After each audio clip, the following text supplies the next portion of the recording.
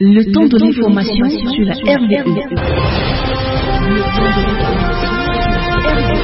RVE Info, c'est l'heure du journal.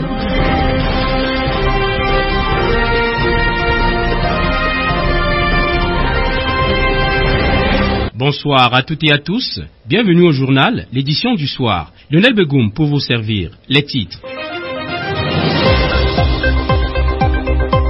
Aujourd'hui, 15 avril, se célèbre la Journée mondiale de l'art. Cette date a été homologuée par l'UNESCO à la suite de la proposition effectuée par l'International Association of Art afin de célébrer l'art et les artistes dans le monde. Nous en parlons dans ce journal. Semaine sainte ou semaine des semaines, nous y sommes, une période où l'Église commémore le combat du Christ contre le mal. Par le baptême, le chrétien s'associe à la passion et à la résurrection du Christ, accomplissant ainsi son propre passage de la mort à la vie. On en reparle. Grand pèlerinage diocésain Doumelon 2025. Retour sur l'événement qui a eu lieu samedi dernier au sanctuaire marial de Doumelon pour souligner cette sortie de Monseigneur Paul Lonti-Quené au sujet de la récente lettre pastorale des évêques du Cameroun sur les prochaines élections présidentielles et régionales. L'engagement politique du chrétien est une expression de la foi agissante, rappelle l'évêque de Bafoussam que nous écouterons dans cette édition du soir. C'est tout pour les titres, l'essentiel dans quelques instants.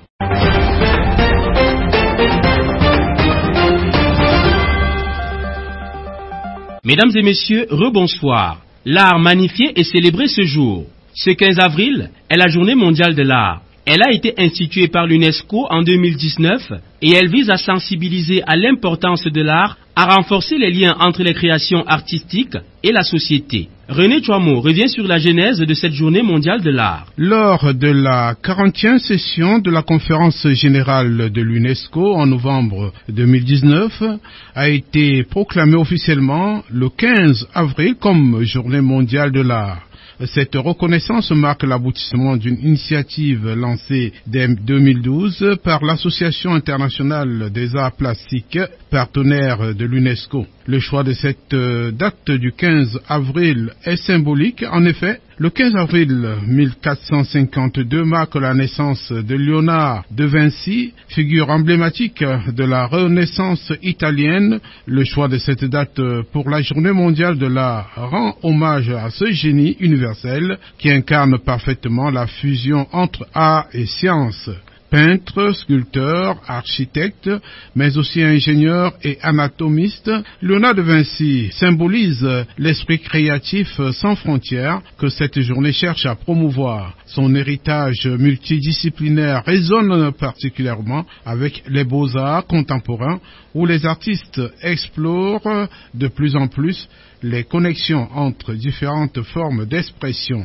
Cette date rappelle également l'importance historique de la transmission des savoirs artistiques, du partage des connaissances et de l'encouragement de la curiosité, valeur chère à l'artiste florentin qui continue d'inspirer les créateurs du monde entier. Cette journée permet d'encourager la pratique artistique par tout le monde ainsi que sa diffusion. Elle vise à nourrir la créativité, stimuler l'innovation culturelle et le partage des connaissances entre les peuples, jouant ainsi un rôle de paix et de stabilité dans le monde. Le pouvoir rassembleur de l'art permet en effet de tisser des liens entre les peuples du monde à travers leurs traditions culturelles. L'UNESCO encourage chaque pays à participer via des débats, conférences, ateliers et expositions qui sensibilisent le public à la diversité des créations artistiques contemporaines. Elle met particulièrement l'accent sur le rôle important des expressions artistiques dans l'éducation et dans le développement de l'esprit critique et créatif des individus.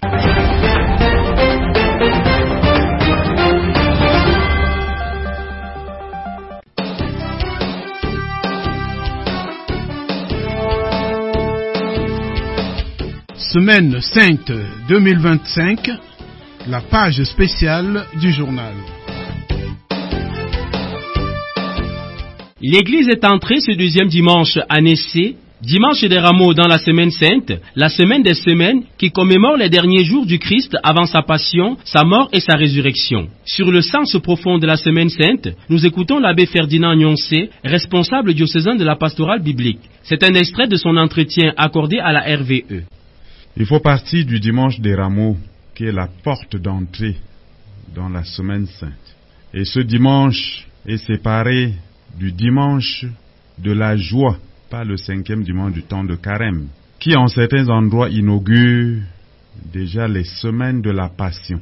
La Semaine Sainte des catholiques, introduite par le Dimanche des Rameaux, est comprise différemment chez des chrétiens orthodoxes par exemple.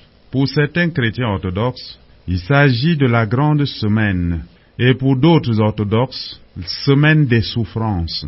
Ne suivant pas une véritable liturgie ni le carême, les protestants, dès les débuts, ont carrément refusé cette période appelée Semaine Sainte chez les catholiques. Pour les catholiques, la Semaine Sainte achève les 40 jours de carême et aide les chrétiens à commémorer de façon tout spéciale le combat de Jésus contre le mal et sa mort sur la croix suivie de son ensevelissement.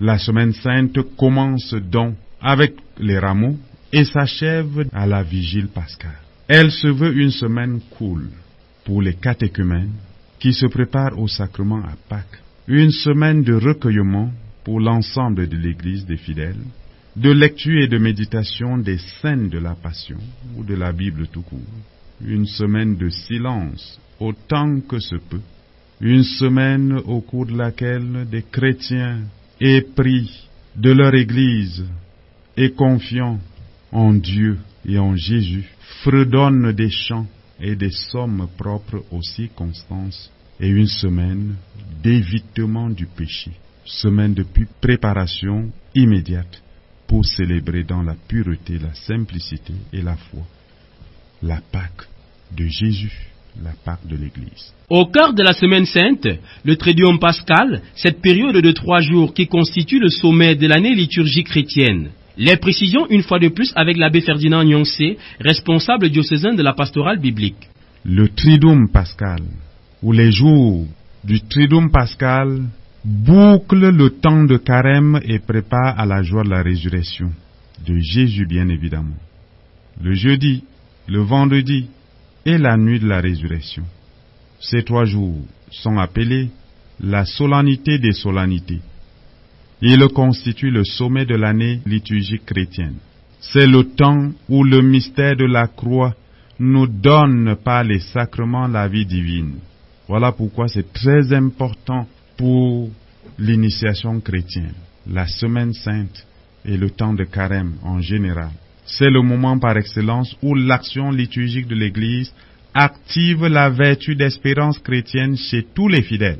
Il faut prier, il faut redoubler d'ardeur, il faut sentir vraiment qu'on s'est recueilli, qu'on a appris quelque chose, qu'on est allé encore au contact des textes, qu'on a révisé un peu sa vie chrétienne et qu'on a travaillé aussi avec les autres de façon à préparer la fête de Pâques comme cela se faisait au temps de Jésus, une fête qui implique tout le monde. La lecture, les ornements, la décoration, l'engagement de toute une paroisse, de chacun, vraiment mettre la main à la pâte pour que personne ne soit spectateur, ni pendant la préparation, ni pendant la célébration, ni après la célébration, où il faut partager la joie de la résurrection. Nous sommes de plein pied dans la Semaine Sainte 2025, la semaine la plus solennelle qui sera ponctuée par la journée sacerdotale ce mercredi 16 avril, la fête des prêtres qui renouvellent leur engagement sacerdotal, la messe pontificale de circonstance en la cathédrale Saint-Joseph de Balengue, c'est à 8h55. Elle sera suivie par la rencontre du presbytérium. Le Triduum Pascal s'ouvre le jeudi saint, messe pontificale à la paroisse Sainte-Anne de Bouddha à 16h55. Le vendredi saint, grand chemin de croix en matinée et à 15h, célébration de la passion de Jésus-Christ en la cathédrale Saint-Joseph de Balengue. Samedi saint, vigile de la Pâque, messe pontificale à 18h à la cathédrale Saint-Joseph de Balengue. Dimanche de Pâques, solennité pascale, messe pontificale à 10h en la cathédrale Saint-Joseph de Balengue et visite de l'évêque dans l'après-midi à la prison principale de Mbouda. Dimanche des Rameaux, jour où on commémore l'entrée triomphale de Jésus à Jérusalem. Monseigneur Paul Lontiquené a choisi de célébrer le dimanche dernier la fête des Rameaux à la paroisse Sainte-Thérèse de l'Enfant Jésus de Pete Banjoun. Lors de son homélie des circonstances, l'évêque de Bafoussam a proposé une grille pour aider les amis du Christ à l'accompagner pendant sa passion. Écoutons cet extrait de son homélie sélectionné par Marie-Philomène Guegam. Je voulais dire une dernière chose. Dans quelques jours, le vendredi saint, nous réentendrons le cri « Pourquoi m'as-tu abandonné ?»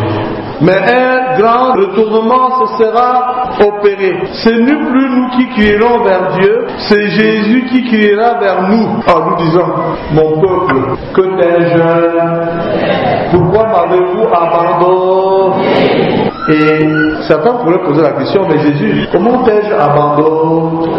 Il te dira, mais ma fille, depuis que tu es mariée avec ton souci, où est le mariage mêlé? Il dit, mon fils, pourquoi m'as-tu abandonné?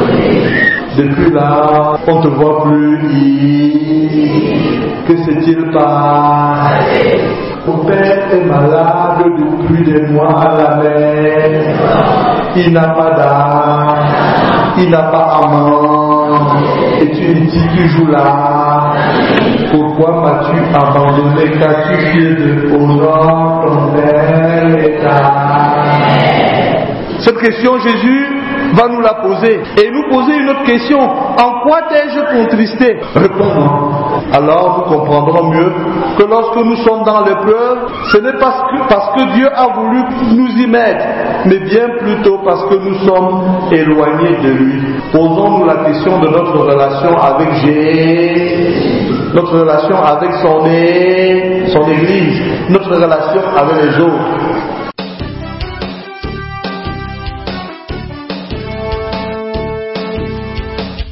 Semaine Sainte 2025, c'était la page spéciale du journal.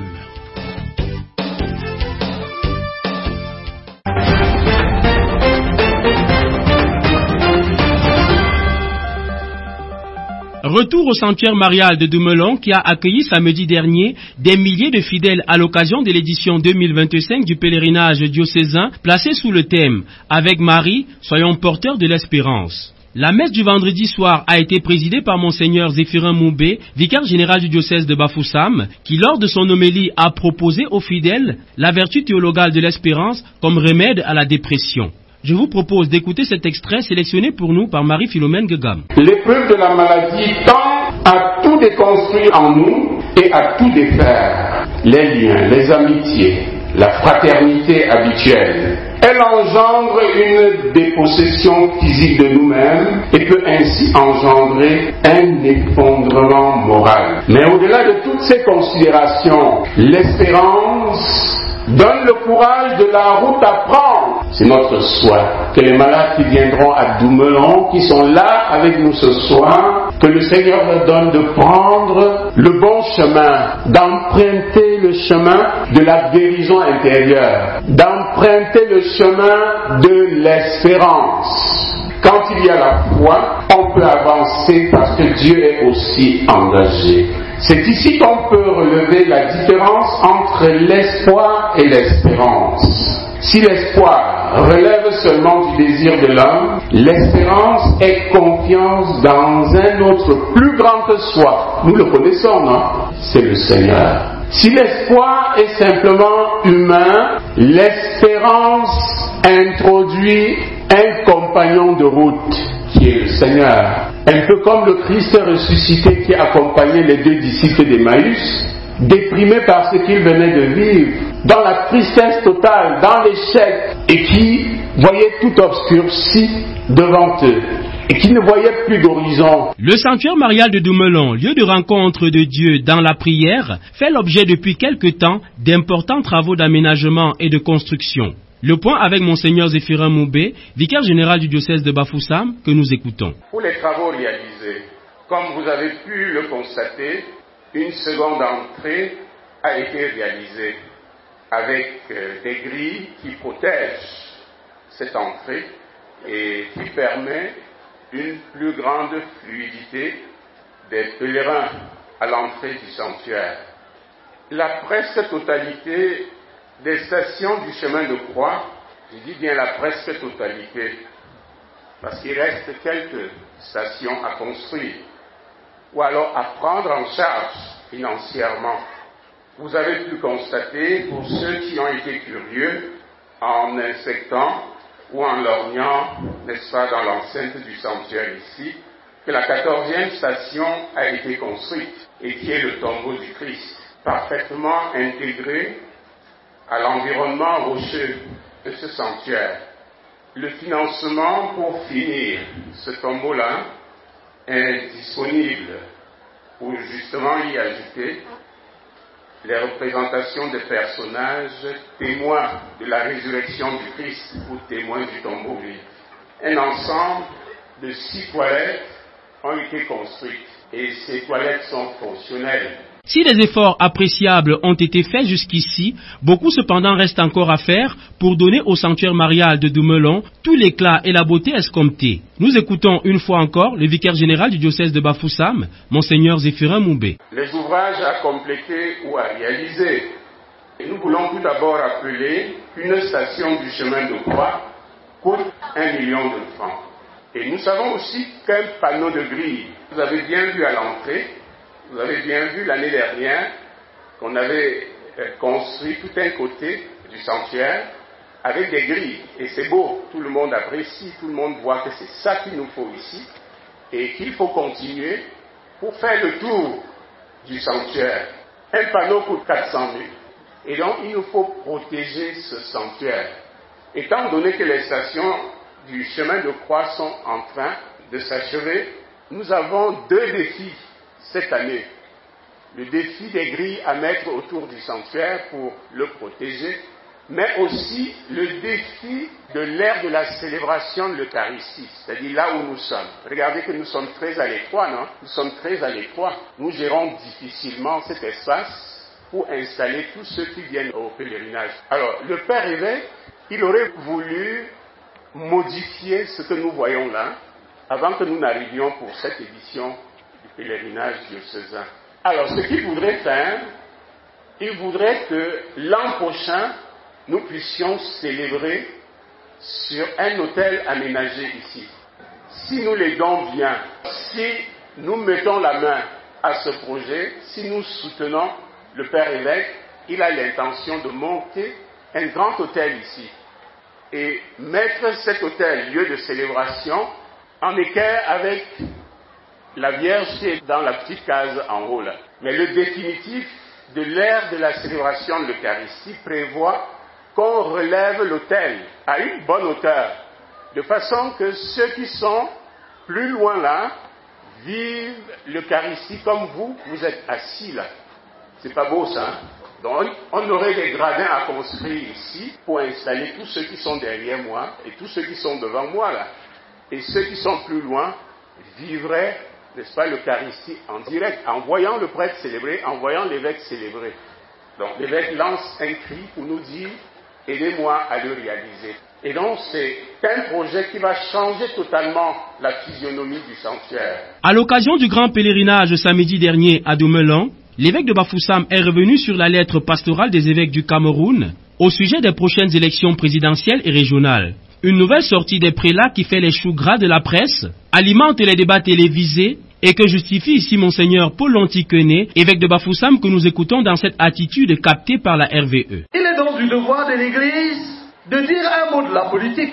Pour certains de nos concitoyens, le fait que l'Église catholique s'intéresse à la politique en s'impliquant par exemple dans les processus démocratiques leur paraît surprenant. Et on entend des gens dire, ça vous regarde en... Certains disent à la télé, les évêques doivent. Qui vous a établi donneur de leçons en Israël? Et si les élèves ne doivent pas, qui vous donne droit de leur faire des leçons? Suivez bien la déclaration de Jésus. Rendez à César ce qui est à César, c'est ce qu'on nous rappelle. Luc chapitre 20, verset 25. Et c'est ça qu'on sort à temps et à contre-temps pour justifier la soi-disant ingérence des évêques sur les questions politiques. Mais il faut reconnaître que cette parole de Jésus provoque parfois des positions diverses. Certains en déduisent une opposition entre l'Église et l'État. Or, il nous semble que, par sa vie et ses œuvres, Jésus entendait plutôt faire une distinction entre deux réalités autonomes, mais en même temps complémentaires dans leur action à poursuivre le bien commun des hommes, de tous les Cameroun, qu'ils soient à l'ouest ou s'ils soient au nord ou voilà, donc tous les Camerounais doivent se sentir concernés. L'autonomie réciproque de l'Église et de la communauté politique ne comporte pas de séparation excluant leur collaboration. Église universelle. Au Cameroun, les célébrations diocésaines de la 40e journée mondiale de la jeunesse et l'entrée en semaine sainte ont été plus qu'un événement traditionnel concomitant. Plusieurs diocèses, notamment ceux de Kumbo, Douala, Edéa et Boya, ont assisté du 10 au 13 avril à une démonstration puissante de la capacité des jeunes à se mobiliser et à redynamiser la marche de l'Église en Afrique et dans le monde. Marie-Philomène Gegam nous rend cet article de Paul Valéry Mendongo de Vatican News.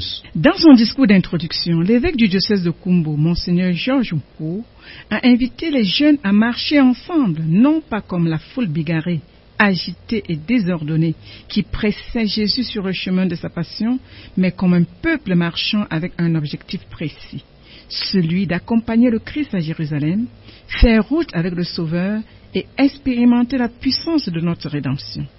Dans l'archidiocèse de Douala, ils étaient également des milliers réunis autour de l'archevêque Monseigneur Samuel Cléda pour clôturer la première période du synode diocésain triennal pour la jeunesse de l'archidiocèse, convoqué le 17 septembre 2022.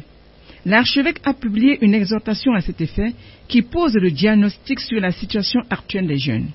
Sur les plans familiaux et sociaux, plusieurs écueils ont été identifiés, notamment le manque d'écoute des parents, les conflits des générations, la prolifération des foyers monoparentaux, la condition matérielle précaire de certaines familles, la violence et les infidélités dans les foyers, le libertinage religieux dans la famille, l'absence de vie spirituelle au sein de la famille, le désintérêt pour l'Église et la dépravation des mœurs. Vous, jeunes, le Christ vous invite à le suivre, à devenir ses disciples, ses compagnons, ses amis, ses frères, comme il a fait avec les premiers disciples. Il dit à chacun d'entre nous, « Venez et vous verrez ». Dans le diocèse d'Edéa, des centaines de jeunes ont passé 3 jours, du 10 au 13 avril, dans la paroisse Saint-Joseph artisan de Dizangué, sous la houlette de Monseigneur Jean Boscontep et des aumôniers diocésains des jeunes. S'exprimant au terme de cette rencontre, l'abbé Bikena Tonien a souligné qu'il s'agissait d'un rendez-vous de communion, d'amitié et de connaissance de la parole de Dieu. Nous avons invité les jeunes à l'optimisme dans un contexte que nous savons difficile. Ils doivent persévérer et espérer en des lendemains meilleurs. Et dans le diocèse de Boya, enfin, les jeunes se sont rassemblés dimanche 13 avril autour de Monseigneur Michael Bibi en la co-cathédrale Miséricorde Divine, un événement coïncidant également avec la célébration continue du 75e anniversaire d'érection de ce diocèse. Monseigneur Bibi a appelé les jeunes à plus d'engagement dans l'Église. C'est bientôt la fin de ce journal, mais avant, nous écoutons le condensé en langue anglaise de Mark E. Johnson Taloué. Last Sunday was Palm Sunday that made us enter into the Holy Week, a Holy Week in which Christians remembered the combat of Christ against evil. The salient point of the Holy Week is Easter Triduum, composed of Holy Thursday, Holy Friday, and Holy Saturday. 3 days that make the peak of all the liturgy. Major Diocesan Pilgrimage Dumoulin 2025. Closure last Saturday at the Marian Sanctuary on the theme With Mary, let's be bearers of hope. Monsignor Paul Lonsi in his sermon called on the people of God not to be fatigued praying God, for hope never disappoints. Crossing of the Holy Door. The flocks of the Bangang Deanery were yesterday, Monday, in the St. Joseph Cathedral for the set exercise under the pastorship of Father Jean-Hugues Poka, the Dean Priest of Bangang. They were taught and enlightened on the meaning of Holy Door and Jubilee in the context of the Church. Thanks for listening. Fin de cette édition du soir. Merci de l'avoir suivi. Restez en compagnie des programmes de la RVE. Lionel Begoum, c'est mon nom. Hugues Wansi était à la mise en onde.